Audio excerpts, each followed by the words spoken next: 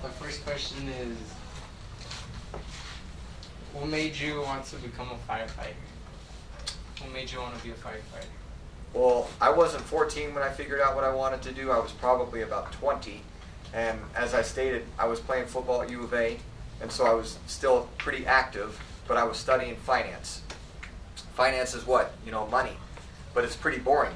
So at the end of the day, I didn't really think that that's what I wanted to do, but I was so focused on football, which was not a great decision, that my grades were not like, 4.0 type things. And so it was going to be difficult for me to go into the financial aspect of things because that was extremely competitive. But we had a football coach that he was our defensive coordinator, and he went to high school with the guy that was on the fire department. He said, well, why don't you go talk to this guy? And I think that might be something that you're interested in. So I went, I met with this, it was called a battalion chief, and so he kind of is the supervisor of about 5 different fire stations. And he talked to me about the work schedule and the fact that you work 24 hours at a time, that you work 10 days a month and you get 20 days off a month, that no day is the same, that you get to exercise when you go into work, that you are going in and helping people at their worst time, whether it's sickness or firefighting, if they have a house fire or anything else. And I pretty much right then and there thought that was going to be something I definitely was interested in. So they only test once a year for the fire department. I graduated from college. I tried to get on the fire department in March, and I did not get in the first time. So I had to go to work at a bank for about 11 months while I was trying to get on the fire department again, which that was exactly the opposite of the fire department. I went to work at 9 o'clock in the morning or 8 o'clock in the morning. I didn't get out of there until like 6, and I worked at a desk all day. And I didn't get to exercise, and it was challenging mentally, but not physically or anything else, and I just not having fun at all. So tested again for the fire department, and that was 15 years ago in July. So, you never truly know sometimes about what you want to do until you get in it. You always have a good idea of what you want to do. So the best thing you can do on stuff like that, you have to talk to people. What's the best thing about the job? What's the worst thing about the job? On money, all of those things, those are kind of little things, because you can make a lot of money and be miserable in life if you don't like work. So there's definitely a lot of other things that are more important than that. And the second question is, how difficult is it to be a firefighter? There's a lot of different ways that I could break that down. So physically, there can be challenges because obviously you're going into a building that's on fire and it's going to be 500, 600, 700 degrees. So that's not good for your health.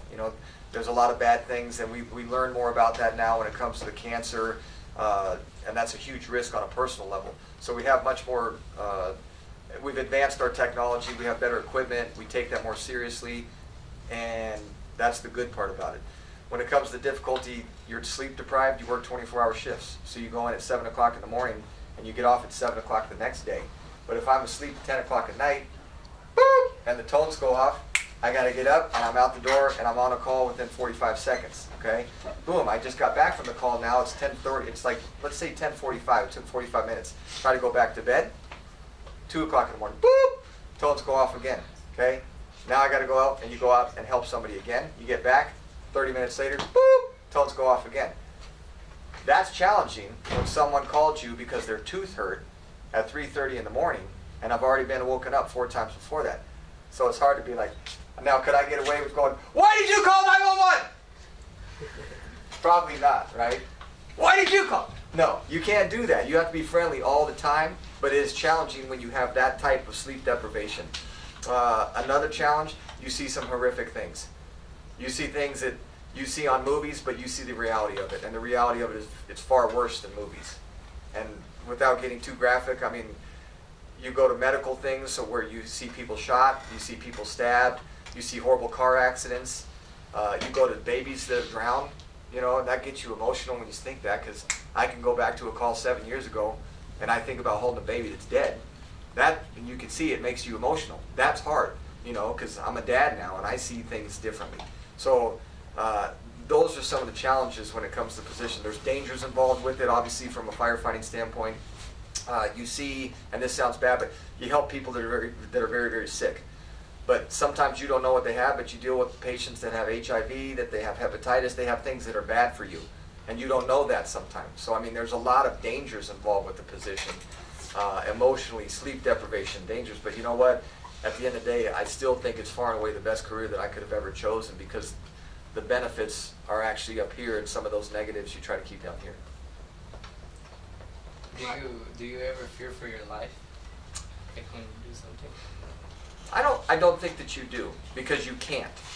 If you had that fear, then you would realize that I'm not going to go into that building that's on fire. Why would I go into a building that's on fire? That's dangerous, right? So you can't have that fear, because at the end of the day you realize that that's what you signed up for, that's what you trained for.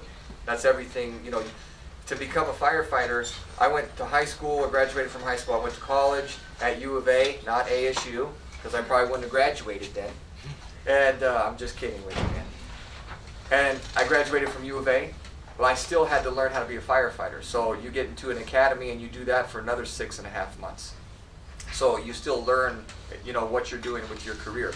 That being said, you know, I mean, I think at the end of the day it's a perfect match, and I would recommend anybody, you know, that thinks that they are interested in a job. Every day is different. You get to help people every single day. You see good things, you see bad things, but I know, like, it sounds weird, I'm proud of what I do. I feel good about helping people, and it gives me a lot of, you know, benefits as well. You get to stay in shape, you do all these other things as well.